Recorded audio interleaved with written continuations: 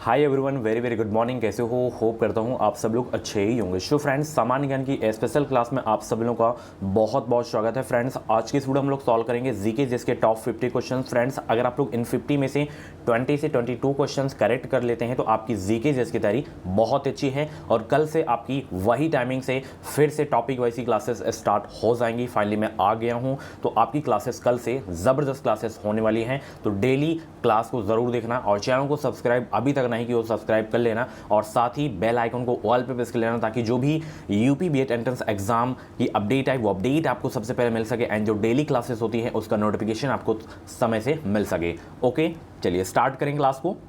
160 वाला बहुत सारे बच्चे इस समय क्रैश कोर्स परचेज कर रहे हैं। हमारा पीडीएफ 527 पेज की ये पीडीएफ नोट्स हैं। इसमें आपको सभी सब्जेक्ट के टॉपिक वाइज 5000 से ज़्यादा इंपॉर्टेंट क्वेश्चन एंड 10 ईयर के जो हैं प्रीवियस ईयर के क्वेश्चन आपको देखने को मिल जाएंगे। तो कैसे परचेज करना है, इस वीडियो के डिस्क्रिप्शन बॉक्स में सबसे पहले उसी की लिंक है। जैसे ही आप लोग उस लिंक पे क्लिक करेंगे तो नाम, मोबाइल नंबर, ईमेल आईडी आपसे पूछा जाएगा। उसके बाद 160 का पेमेंट करना है। जैसे ही आपकी पेमेंट सक्सेस होगी, डाउनलोड का ऑप्शन आएगा, डाउनलोड कर लीजिएगा। ओपन करने का उसी में पासवर्ड भी रहेगा। ठीक है, चलिए यस्टरडे प्लान वाली वीडियो भी ज़रूर देख लेना आप लोग। ठीक है, चलिए गुड मॉर्निंग भाई सभी को, गुड मॉर्निंग। वीडियो को लाइक कर दो, शेयर कर दो फटाफट। एक बार सभी से थम्स अप करो, आवाज़ आ रही है। चलिए पहला प्रश्न आपकी स्क्रीन पे है, गेट ऑफ वे इंडिया जो है कहाँ स्थित है। देखिए, इंडिया गेट आपका दिल्ली में है और गेट ऑफ इंडिया कहाँ है, मुंबई में है। ठीक है ना, इस तरीके के प्रश्न आते हैं। जैसे हवा महल कहाँ पे है, ठीक है, हवा महल बताइए कहाँ पे है, जयपुर में है। ठीक है ना, चार मीनार कहाँ पे है, हैदराबाद में है। चार मीनार का निर्माण किसने करवाया था, कुली जो है कुतुब शाह ने करवाया था। ठीक है, एक एग्जाम में बहुत क्वेश्चन पूछा था कि बीएचयू के संस्थापक कौन माने जाते हैं, तो मदन मोहन मालवीय माने जाते हैं। ठीक है, चलिए अगला प्रश्न यहाँ पे देख सकते हैं, भारत में निम्नलिखित में से कौन बीमा कारोबार को नियंत्रित करता है। बताइए भाई सब लोग, भारत में निम्नलिखित में से कौन बीमा कारोबार को नियंत्रित करता है। तो नियंत्रित करता है IRDA। ठीक है ना, दूसरा का डी आपका बिल्कुल करेक्ट हो जाएगा। अगर आप लोग मेरी टॉपिक वाइज वाली क्लास नहीं देखे हैं तो जाके देखिए क्लास, जीके, हिंदी, सारी की सारी क्लासेस मैं ले चुका हूं, उन क्लासेस को जरूर देख लेना आप लोग। ठीक है, चलिए लोकसभा अध्यक्ष अपना त्याग पत्र जो है किसे संबोधित करते हुए देते हैं। Very very most important question आपके एग्जाम के लिए। बताइए, लोकसभा अध्यक्ष अपना जो है त्याग पत्र किसे संबोधित करते हुए देते हैं। लोकसभा के उपाध्यक्ष को देते हैं। ठीक है ना, तीसरा का जितने लोग यहाँ पे सी जवाब दिए उनका आंसर बिल्कुल सही हो जाएगा। लाइक करो फटाफट, वीडियो को लाइक कर दो सभी लोग और चैनल को जितने भी लोग सब्सक्राइब नहीं किए हो, राइट साइड में सब्सक्राइब का बटन है, दबा दीजिए। कोई भी पैसा नहीं लगता है सब्सक्राइब करने का। चलिए, भारतीय राष्ट्रीय कांग्रेस के जो है प्रथम सत्र की अध्यक्षता किसने की थी। बताइए भाई सब लोग, चौथा का जवाब दीजिए। भारतीय राष्ट्रीय कांग्रेस के प्रथम सत्र की अध्यक्षता किसने की थी। देखिए यहाँ पे बदरुद्दीन तैयब जी, ये भारतीय राष्ट्रीय कांग्रेस के प्रथम मुस्लिम अध्यक्ष थे। तो यहाँ पे देखिए, अगर हम इस क्वेश्चन की बात करें कि भारतीय राष्ट्रीय कांग्रेस के प्रथम सत्र की अध्यक्षता किसने की थी, तो ये भाई किया गया था WC बनर्जी के द्वारा। ठीक है ना, तो चौथा का जितने लोग यहाँ पे सी जवाब दिए उनका आंसर बिल्कुल सही हो जाएगा। ठीक है, चलिए अगला प्रश्न देखिए, निम्नलिखित में से किस लेखक ने अकबर के दीन इलाही को उनकी मूर्खता का ना कि बुद्धिमत्ता का स्मारक कहा है। बहुत इंपॉर्टेंट क्वेश्चन है, बताइए भाई, पांचवा का जवाब दीजिए। बहुत अच्छे,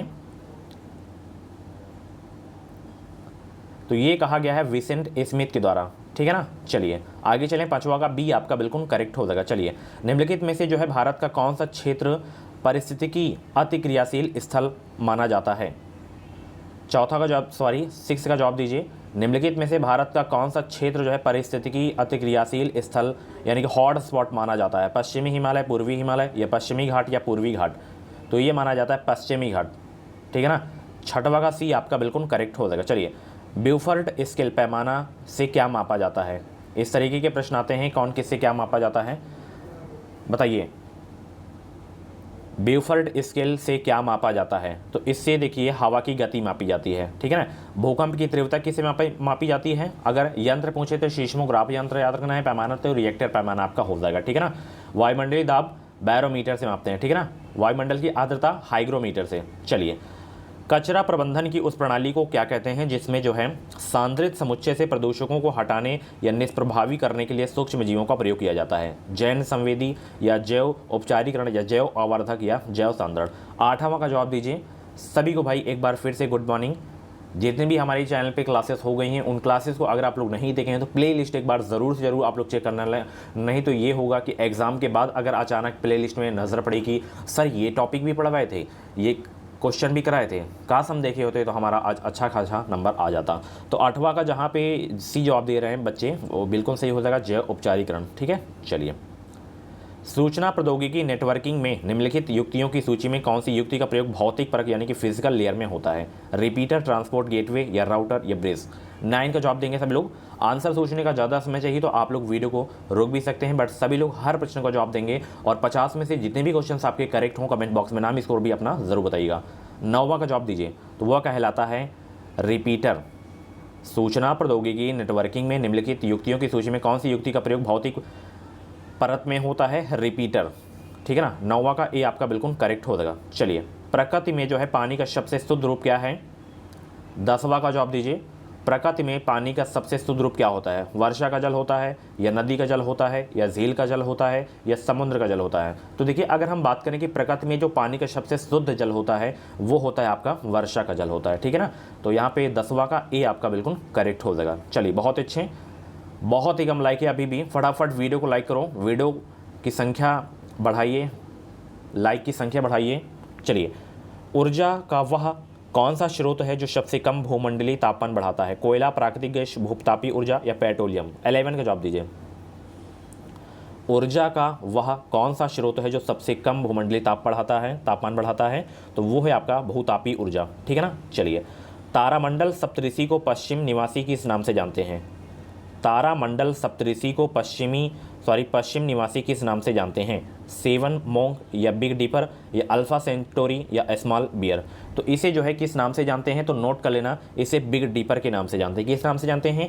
बिग डीपर के नाम से जानते हैं। चलिए, बहुत अच्छे भाई। चलिए, ब्रिज किस में अपनाई जाने वाली तकनीक है? किस खेल में अपनाई जाने वाली तकनीक है? स्पोर्ट वाली क्लास अगर आप लोग मेरी नहीं देखे हैं तो जाके देख लीजिएगा। चलिए बताइए भाई सभी लोग, ब्रिज किस में अपनाई जाने वाली तकनीक है? तो ये जो है कुश्ती में अपनाई जाती है। ठीक है ना, तो चलिए आगे चलें। चलिए, आप लोगों से एक प्रश्न है कि बटरफ्लाई का संबंध जो है किस खेल से है? बटरफ्लाई का। चलिए, निम्नलिखित में से किस पुस्तक को समाजवाद की जो है बाइबिल कहते हैं? इकोनॉमिक्स ऑफ वेलफेयर को या दास कैपिटल को या वैल्यू एंड कैपिटल को या एशियन ड्रामा को? बताएं, very very most important question है, सभी लोग जवाब देने का प्रयास करेंगे भाई। गुड मॉर्निंग सभी को, गुड मॉर्निंग। डेली आपकी वही टाइमिंग से क्लास होती है, सुबह 9 बजे, 1:30 बजे, शाम 6:30 बजे। चलिए, निम्नलिखित में से किस पुस्तक को समाजवाद की बाइबिल कहते हैं? तो ये कहते हैं दास कैपिटल। दास कैपिटल के लेखक कौन है बताइए? दास कैपिटल के लेखक कौन है? बताइए भाई सब लोग।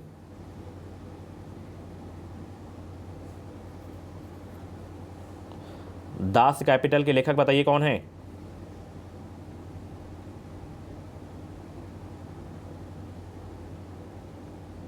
Karl Marx, very good.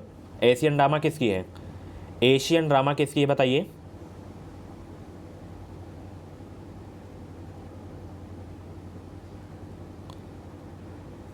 Asian drama पुस्तक किसकी है? गुन्नार म्रेडल की है। ठीक है, चलिए। मंदिरों का शहर किसे कहा जाता है? बहुत अच्छे, मंदिरों का शहर किसे कहा जाता है? 15 का जवाब देंगे सब लोग। तो मंदिरों का शहर कहा जाता है मदुरई को। मदुरई कहाँ पे है? तमिलनाडु में है। ठीक है, चलिए। स्वर्ण जयंती शहरी रोजगार योजना का मुख्य उद्देश्य किस प्रकार के रोजगार के अवसर का जो है उत्पन्न करना है? बताइए। तो ये है आपका शहरी क्षेत्र में स्वरोजगार और मजदूरी रोजगार दोनों के जो है अवसर को उत्पन्न करना है। इसका जो है उद्देश्य जो है स्वर्ण जयंती रोजगार का। तो 16 का ए आपका बिल्कुल करेक्ट हो जाएगा। भारत में हरित क्रांति का जनक किसे माना जाता है? Very very most important question है।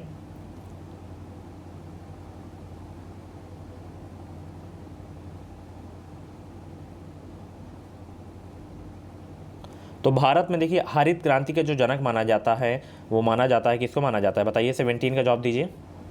नॉर्मन बोरलॉग को। यहाँ पे इनको विश्व का माना जाता है। MS स्वामीनाथन को माना जाता है भारत में। ठीक है, और वर्गीज कुरियन को जो है श्वेत क्रांति का जनक माना जाता है। ठीक है ना, चलिए। तो यहाँ पे वर्ल्ड हो जाएगा। ठीक है ना, भारत नहीं, भारत में MS स्वामीनाथन को माना जाता है। रेडियो की ट्यूनिंग के लिए प्रयुक्त घटक मूलतः एक ... होता है। प्रतिरोधक होता है या प्रेरक होता है या संगणक होता है या ट्रांसफार्मर होता है? संघनक होता है। क्या होता है? संघनक होता है, ठीक है ना। चलिए, निम्नलिखित में से कौन जो है दाता परमाणु नहीं है इसमें? निम्नलिखित में से कौन दाता परमाणु नहीं है? फास्फोरस हो गया, आर्सेनिक हो गया, एंटीमनी हो गया, एल्युमिनियम हो गया। इसमें सभी को गुड मॉर्निंग भाई। कुछ भी डाउट्स है तो आप लोग हमें इंस्टा पे फॉलो कर सकते हैं। 19 का जवाब देने का प्रयास करेंगे। एल्युमिनियम नहीं है आपका इसमें, ठीक है। सुभाष चंद्र बोस ने निम्नलिखित में से जो है किस पार्टी की स्थापना किए थे? बहुत ही अच्छा प्रश्न है, स्टार लगा के नोट कर लेना। कई बार ये क्वेश्चन एग्जाम में पूछा जा चुका है। तो सुभाष चंद्र बोस के द्वारा जो है फॉरवर्ड ब्लॉक पार्टी की स्थापना की गई थी। फॉरवर्ड ब्लॉक पार्टी की स्थापना की गई थी। फॉरवर्ड ब्लॉक पार्टी की स्थापना सुभाष चंद्र बोस के द्वारा की गई थी। यहाँ पे आपका डी वाला बिल्कुल करेक्ट हो जाएगा। 0 डिग्री केल्विन किसके बराबर है? Very very most important question है। 21 का जवाब देंगे तो ये बराबर है -273 डिग्री सेल्सियस के बराबर, ठीक है। चलिए, प्रकाश संश्लेषण के दौरान उन्मुक्त ऑक्सीजन कहाँ से आती है? प्रकाश संश्लेषण के दौरान जो है उन्मुक्त ऑक्सीजन कहाँ से आती है? पानी, कार्बन डाइऑक्साइड, ग्लूकोज या क्लोरोफिल? बताएंगे सब लोग। 22 का क्या आंसर हो जाएगा? प्रकाश संश्लेषण के दौरान उन्मुक्त ऑक्सीजन कहाँ से आती है? तो ये आती है पानी से। कहाँ से आती है डियर? पानी से आती है। भारत में 1936 में स्थापित प्रथम राष्ट्रीय उद्यान का क्या नाम रखा गया था? बहुत अच्छे भाई, इसका नाम रखा गया था हैली राष्ट्रीय उद्यान, और जिम कॉर्बेट नेशनल पार्क के नाम से भी इसे जानते हैं। और इसका जो अब नया नाम है रामगंगा नेशनल पार्क, ठीक है ना, उत्तराखंड जिले में है, सॉरी उत्तराखंड राज्य में है, नैनीताल जिले में।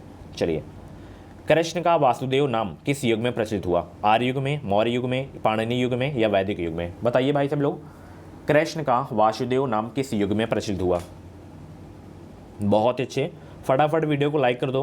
कृष्ण का वासुदेव नाम किस युग में प्रचलित हुआ था? पाणिनि युग में प्रचलित हुआ था। 24 का आपका जो है बी वाला बिल्कुल करेक्ट हो जाएगा। सिखों के जो है अंतिम गुरु कौन थे भाई? सिखों के अंतिम गुरु कौन थे? 25 का जवाब देंगे तो गुरु गोविंद सिंह थे। ये 10वें और अंतिम, मतलब टोटल 10 थे तो अंतिम यही होंगे। और सिख धर्म के संस्थापक कौन थे? गुरु नानक देव थे, ठीक है। किस दर पर भारतीय रिजर्व बैंक वाणिज्यिक बैंकों से धन उधार लेता है? ये क्वेश्चंस बताइए, अपनी इकोनॉमी की क्लास में क्वेश्चन में करवाया हूँ कि नहीं करवाया हूँ? बताइए। कोई भी मेरी जो टॉपिक वाइज की क्लास होती है, अगर आप लोग उस क्लास को अच्छे से देख लिए, रिवीजन कर लिए, नोट्स बना लिए, तो उससे गारंटी है कि प्रश्न बाहर नहीं आएगा। तो वो दर कौन सी है, वो रेट कौन सी है, नोट करिए। वो रेट है रिवर्स रेपो रेट, ठीक है ना। चलिए, बहुत अच्छे। आपूर्ति वक्र के साथ साथ चलने को क्या कहते हैं? आपूर्ति में संकुचन, आपूर्ति में विस्तार, आपूर्ति में बढ़ोतरी, आपूर्ति में विस्तार तथा संकुचन।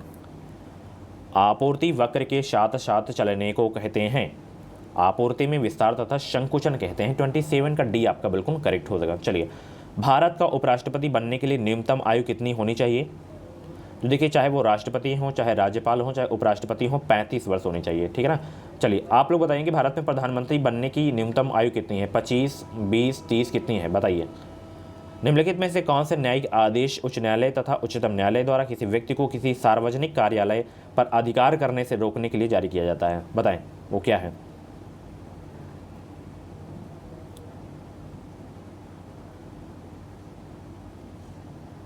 तो वो है आपका अधिकार परीक्षा, ठीक है। चलिए, चंद्रगुप्त मौर्य का पुत्र कौन था भाई? चंद्रगुप्त मौर्य का पुत्र कौन था? सीधे एग्जाम में छपने वाला प्रश्न है, सभी लोग आंसर करेंगे। चंद्रगुप्त मौर्य का पुत्र कौन था?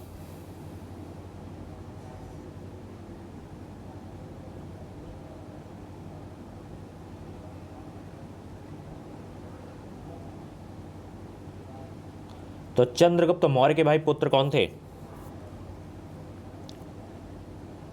बिंदुसार, ठीक है ना। चलिए, भारत में तुगलक वंश के बाद कौन सा वंश शासन में आया? हिस्ट्री का मोस्ट इंपॉर्टेंट क्वेश्चन है, काफी पॉपुलर प्रश्न है। भारत में तुगलक वंश के बाद कौन सा वंश शासन में आया था? गुप्त वंश आया था, या मुगल वंश आया था, या खिलजी वंश आया था, या सैयद वंश आया था? तो आया था सैयद वंश, ठीक है। चलिए, सैयद वंश के संस्थापक बताएं कौन है? किस ग्रह को बौना ग्रह माना जाता है? तो ये माना जाता है प्लूटो को, ठीक है ना। चलिए, बहुत अच्छे। चलिए, बलुआ पत्थर किस प्रकार की चट्टान है? चूनेदार चट्टान, आग्नेय चट्टान, कायांत्रिक चट्टान या अवसादी चट्टान? बलुआ पत्थर किस प्रकार की चट्टान है? तो बलुआ पत्थर किस प्रकार की चट्टान है? अवसादी चट्टान है। 33 का डी आपका बिल्कुल करेक्ट हो जाएगा, ठीक है ना। चलिए, बहुत अच्छे। गेहूं है एक क्या? बेल, औषधि, वृक्ष या झाड़ी? तो गेहूँ एक क्या है, औषधि है। ठीक है, चलिए। सांप हो गया, कछुआ हो गया, छिपकली तथा मगरमच्छ जंतुओं की किस श्रेणी में आते हैं ये, बताइए किस श्रेणी में आते हैं ये। बहुत ही सरल सा प्रश्न है, इससे सरल प्रश्न आपको पूरी क्लास में नहीं देखने को मिलेगा। तो देखिए जो रेंग कर चलते हैं पेट के बल, उनको सरीसृप श्रेणी के अंतर्गत लाया जाता है। ठीक है, चलिए। मृदा में जल तनाव मापने के लिए प्रयोग किए जाने वाले यंत्र को क्या कहा जाता है। मृदा में जल तनाव मापने के लिए प्रयोग किए जाने वाले यंत्र को क्या कहते हैं, तनाव मापी कहते हैं। क्या कहते हैं, तनाव मापी। बल का एसआई मात्रक क्या है, बल का एसआई मात्रक क्या है, न्यूटन है बल का एसआई मात्रक। ठीक है, चलिए।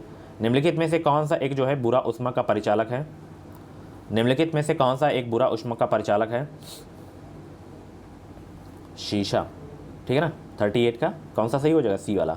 निम्नलिखित में से कौन कंप्यूटर में स्थायी रूप से डाटा संचित करता है, ALU या कैश मेमोरी, रैम या रोम। निम्नलिखित में से कौन कंप्यूटर में स्थायी रूप से डाटा संचित करता है, तो वो है आपका रोम।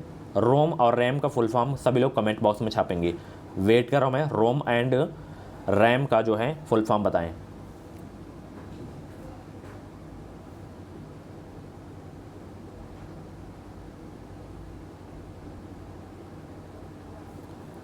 रीड ओनली मेमोरी, और रैम का क्या होता है, रैंडम एक्सेस मेमोरी। ठीक है, चलिए ये प्रश्न का जवाब दीजिए। जंग लगना है एक क्या, विद्युत अपघटन, ऑक्सीकरण, रेडॉक्स अभिक्रिया या अपचयन।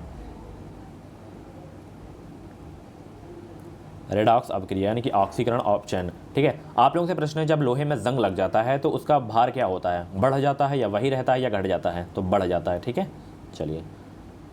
निम्नलिखित में से कौन सा एक धनायक नहीं है, बताएं कौन सा एक धनायक नहीं है इसमें, सल्फेट आयन आपका नहीं है। ठीक है,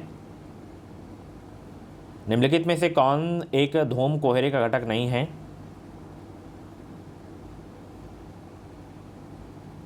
बताइए भाई इसमें कौन नहीं है,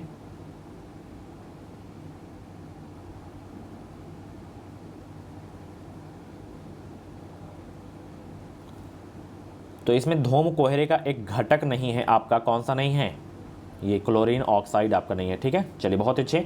नीति आयोग का निर्माण निम्नलिखित में से किस संस्था के स्थान पर किया गया था, योजना आयोग, IRDA, दूरसंचार विभाग या सूचना प्रौद्योगिकी विभाग। तो इसका निर्माण योजना आयोग के स्थान पर किया गया था। ठीक है, 1 जनवरी 2015 को इसका जो है इसकी स्थापना की गई थी, नीति आयोग की स्थापना। ठीक है, चलिए। पहली काम करने वाली लेजर का जो है आविष्कार किसने किया था,